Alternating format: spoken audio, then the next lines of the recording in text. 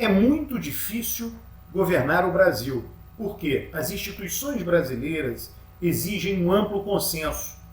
Ali tem duas fotos, vocês podem ver esse slide, né, nessa apresentação aí.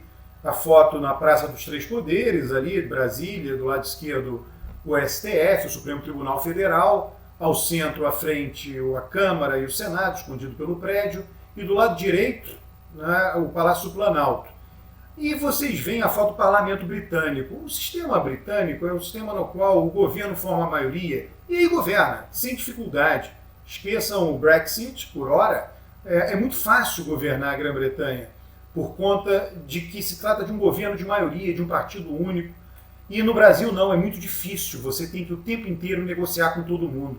Daí a dificuldade de alguém como Bolsonaro, muito personalista, com ideias muito radicais, de fazer alianças, de governar, de aprovar aquilo que interessa. Nós temos várias características diferentes do Reino Unido. Nós somos um país presidencialista, lá é parlamentarista. O presidente pode apresentar coisas que o Congresso não aprove, e mesmo assim o presidente continua presidente. No parlamentarismo não é assim. Se a Câmara dos Deputados não aprovar alguma proposição do gabinete, do primeiro-ministro, o primeiro-ministro cai, o governo cai. Então há um controle de poder dentro do presidencialismo do Poder Executivo com o Poder Legislativo. O Poder Legislativo controla o poder do presidente, obrigando o presidente a negociar. No parlamentarismo não é assim. O parlamento não obriga o gabinete e o primeiro-ministro a negociarem.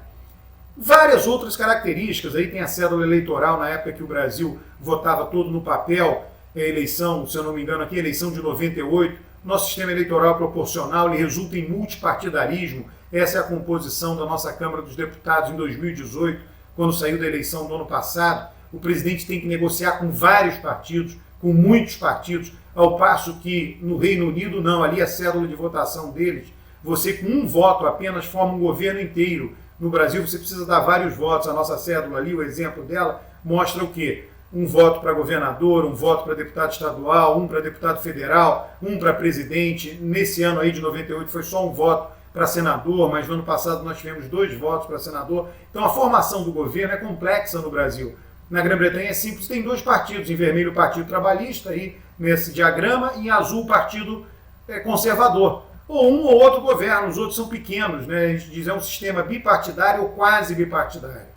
Nós somos uma federação, o Reino Unido não é uma federação, o presidente aqui, para algumas legislações, precisa negociar com os governadores, é complexo também, é um outro ponto de negociação. Nenhum de vocês nunca ouviu falar de um governador do Reino Unido, nem nunca vai ouvir falar governador na Espanha, governador em Portugal, governador na França. Existem alguns governos locais, mas eles não têm o poder que têm nossos governos de Estado. Nosso governo de Estado tem autonomia política, são eleitos, autonomia financeira, tem orçamento próprio e autonomia jurídica, tem legislação própria no âmbito do governo estadual. Aqui você tem o bicameralismo, no Brasil nós somos bicamerais, temos um Senado com poder, os senadores ali, diferentemente da Câmara dos Deputados, sentam juntos por bancada, bancada porque por Estado, então os 3 senadores de São Paulo estão juntos, os 3 senadores de Minas, do Rio Grande do Sul, da Bahia e assim sucessivamente. Do lado direito é a Câmara dos Lordes, que seria o Senado britânico, que não manda em nada. O único poder que a Câmara dos Lordes tem é atrasar a legislação. Legislações financeiras ele pode atrasar a sua implementação, a sua aprovação em 1 mês, e outros tipos de lei ele pode atrasar em 1 ano. Ou seja, não tem poder algum. Você tem maioria qualificada para mudar a Constituição no Brasil. Para mudar a nossa Constituição são necessários 308 votos, 3/5 da Câmara dos Deputados, depois 3/5 do Senado em 2 turnos. Na Grã-Bretanha isso não é necessário, no Reino Unido isso não é necessário, é maioria simples do parlamento.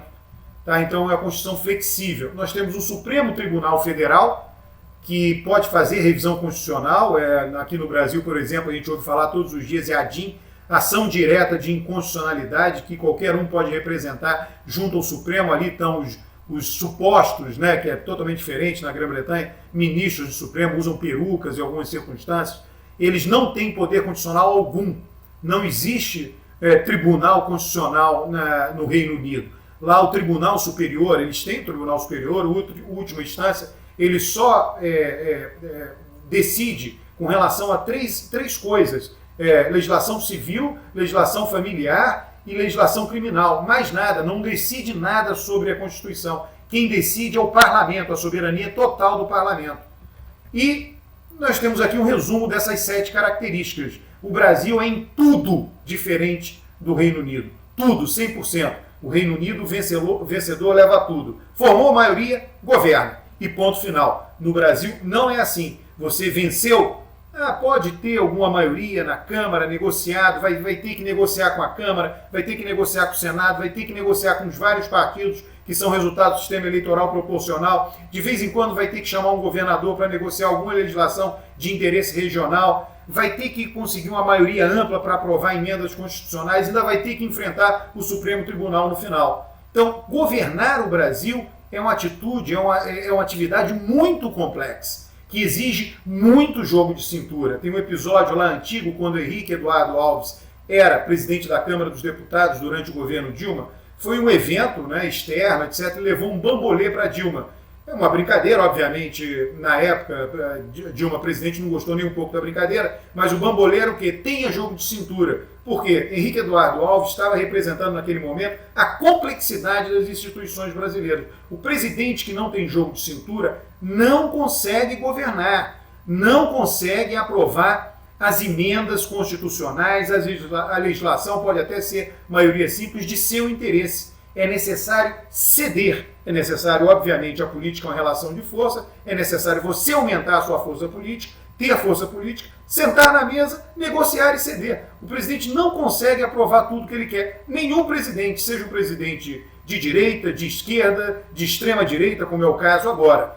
Então, a previsão minha, e que vocês vão acompanhar isso, né, e sempre tenho em mente essa imagem que vocês estão vendo nesse exato momento, que as nossas instituições são consensuais.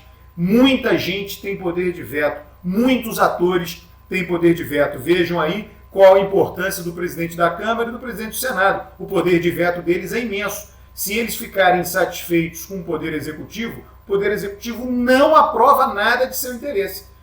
Isso sem falar desse arranjo institucional que eu acabo de mostrar nessa apresentação. Eu acho que é isso. É sempre bom ter em mente a complexidade de nossas instituições. Não cabe aqui fazer julgamento de valor, se isso é bom ou ruim. É assim.